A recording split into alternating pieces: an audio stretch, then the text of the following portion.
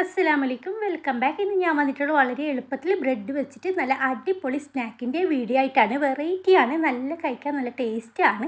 അപ്പോൾ എങ്ങനെയാണെന്ന് കണ്ടു നോക്കാം. അതിനായിട്ടൊരു പാന് സ്റ്റൗവിൽ വെച്ചിട്ട് ചൂടാകുമ്പോഴത്തേക്കും ഒരു 3/4 ടേബിൾ സ്പൂൺ മാത്രം ഓയിൽ ഒഴിച്ച് കൊടുക്കുക. എന്നിട്ടൊരു സവാളയുടെ പകുതിയാണ് ഞാനിപ്പോൾ ചെറുതായിട്ട് മുറിച്ചത്. അത് ഇതിലിട്ട് കൊടുത്തിട്ട് ഒന്ന് വഴറ്റിയെടുക്കണം. ബ്രൗൺ ആവേണ്ട ആവശ്യമൊന്നുമില്ല, ഒന്ന് തളർന്ന് കിട്ടിയാൽ മാത്രം മതി സവാളക്ക് പകരം നിങ്ങളുടെ കയ്യിൽ കൊച്ചുള്ളി ഉണ്ടെങ്കിൽ അതെടുത്താലും മതി. ഇപ്പോൾ ഞാനിവിടെ സവാള എടുത്തതേ ഉള്ളൂ. ഇപ്പോൾ ഏകദേശം ഒന്ന് തളർന്ന് വന്നിട്ടുണ്ട്. ഇനി ഞാനിപ്പോൾ ഇവിടെ 1 ടേബിൾ സ്പൂണ് വാൾനട്ടും കാഷ്നട്ടും കൂടി പൊടിച്ചതാണ്. നിങ്ങളുടെ കയ്യിൽ ഏത് നട്ട്സാണ് ഉള്ളത് അതിട്ട് കൊടുത്താൽ മതി. ഒന്ന് പൊടിച്ചിട്ട് വേണം ചേർത്ത് കൊടുക്കാനായിട്ട്. അതും കൂടി ഒന്ന് വഴറ്റിയെടുക്കാം. ഇനി നമുക്ക് ഇതിലോട്ട് 2 കോഴിമുട്ടയാണ് ആവശ്യമുള്ളത്. അത് പൊട്ടിച്ചിട്ട് ഇങ്ങനെ ഒഴിച്ച് കൊടുത്തതിന് ശേഷം പെട്ടെന്ന് തന്നെ ഇങ്ങനെ ഒന്ന് ചിക്കി എടുക്കണം. അധികം ഉറക്കാതെ പെട്ടെന്ന് തന്നെ ഇങ്ങനെ ഒന്ന് ആക്കി കൊടുത്താൽ എല്ലായിടത്തും ഈക്വലായിട്ട് തന്നെ പൊടിഞ്ഞ് വന്നോളും. അങ്ങനെ ഇപ്പോൾ മുട്ടയൊക്കെ വെന്ത് വന്നിട്ടുണ്ട്. ഇതിലോട്ട് മധുരത്തിന് ആവശ്യമായിട്ടുള്ള 2 ടേബിൾ സ്പൂൺ പഞ്ചസാരയും കൂടി ചേർത്ത് കൊടുക്കുന്നുണ്ട്. എന്നിട്ട് വീണ്ടും ഒന്ന് ഇളക്കി കൊടുക്കുക. ഈ പഞ്ചസാരയും കൂടി ഒന്ന് മെൽറ്റായിട്ട് ഈ മുട്ടയിലോട്ട് ഒന്ന് പിടിച്ച് വരണം.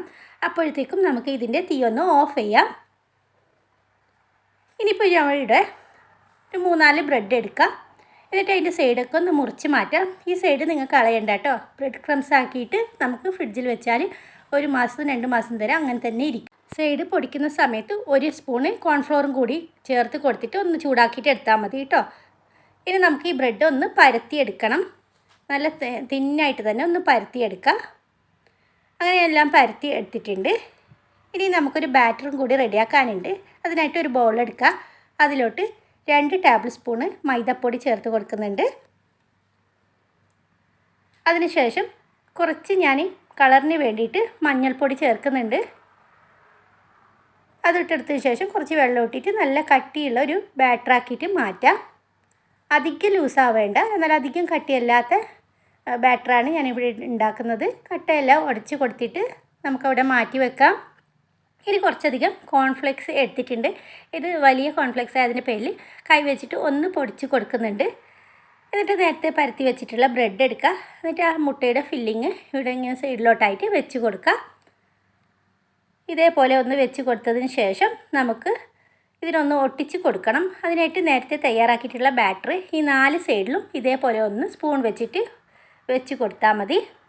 ബ്രെഡ് ഒട്ടിക്കുന്നതിന് വേണ്ടിയിട്ടാണ് ഇങ്ങനെ ചെയ്യുന്നുള്ളത്. ഇല്ലെങ്കിൽ നമുക്ക് ബ്രെഡ് ഒട്ടിപ്പിടിക്കില്ല, ഒന്ന് തുറന്ന് തന്നെ വന്നോളും. എന്നിട്ട് നമുക്ക് ഇങ്ങനെ നേരെ പകുതിയായിട്ട് തന്നെ ഒന്ന് മടക്കി കൊടുക്കുക. എന്നിട്ട് 3 സൈഡും കൈ വെച്ചിട്ട് ഇങ്ങനെ ഒന്ന് പ്രസ് ചെയ്ത് കൊടുത്താൽ മതി. അപ്പോൾ അവിടെ ഇരുന്നോളും. അങ്ങനെ ബാക്കിയുള്ള ബ്രെഡെല്ലാം ഇതേപോലെ ഒന്ന് ആക്കിയെടുത്താൽ മതി. അങ്ങനെ ഇപ്പോൾ ഞാൻ 5 എണ്ണമാണ് ഇവിടെ ആക്കിയിട്ടുള്ളത്. ഇനി നമുക്ക് നേരത്തെ കലക്കി വെച്ചിട്ടുള്ള ബാറ്ററിലോട്ട് 1 സ്പൂൺ കൂടി വെള്ളം ചേർത്തിട്ട് കുറച്ചൊന്ന് വെള്ളം പോലെ ആക്കിയതിന് ശേഷം നമുക്ക് ഈ ബ്രെഡ് മുക്കി കൊടുക്കുക അതിലോട്ട്. അതിന് ശേഷം കോൺഫ്ലെക്സിലും കൂടി ഒന്ന് നല്ലവണ്ണം ഒന്ന് ബൈൻഡ് ചെയ്തെടുത്താൽ മതി. ഇതേപോലെ തിരിച്ചും മറിച്ച് ഇട്ടാൽ നല്ലവണ്ണം ഒട്ടിപ്പിടിക്കുന്നതായിരിക്കും. അങ്ങനെ എല്ലാ ബ്രെഡും ഇതേപോലെ ഒന്ന് ആക്കിയെടുക്കുക കേട്ടോ. നല്ല ക്രിസ്പി ആയിട്ടുള്ള ഒരു സ്നാക്കും കൂടിയാണ്. അകത്ത് നല്ല മുട്ടയുടെ ഫില്ലിംഗ് ആയിട്ട് നല്ല സോഫ്റ്റും കൂടി ആയിരിക്കും. അങ്ങനെ 5 എണ്ണം ഇതേപോലെ ആക്കിയതിന് ശേഷം ഓയിൽ നല്ലവണ്ണം ഒന്ന് ചൂടാക്കാൻ വെക്കണം. നല്ലവണ്ണം ചൂടായതിന് ശേഷം മാത്രമേ നമുക്ക് ഇതിലിട്ടിട്ട് ഒന്ന് ഫ്രൈ ചെയ്തിട്ട് എടുക്കാം. പെട്ടെന്ന് തന്നെ ഫ്രൈ ചെയ്തിട്ട് ആവുന്നതാണ്. ഇതേപോലെ എല്ലാം തന്നെ ഒന്നിച്ച് തന്നെ ഇട്ട് കൊടുത്താൽ മതി കേട്ടോ. ഒട്ടും തന്നെ എണ്ണയൊന്നും കുടിക്കുന്നില്ല ഈ സ്നാക്കിന്. അങ്ങനെ ഒരു സൈഡ് ഗോൾഡൻ കളർ ആകുമ്പോഴത്തേക്കും നമുക്കൊന്ന് തിരിച്ചിട്ട് കൊടുക്കാം. അങ്ങനെ 30 സെക്കൻഡ് തന്നെ മതി ഒരു സൈഡിലാവാൻ വേണ്ടിയിട്ട്. എന്നിട്ട് നമുക്കൊന്ന് തിരിച്ചിട്ട് കൊടുക്കാം.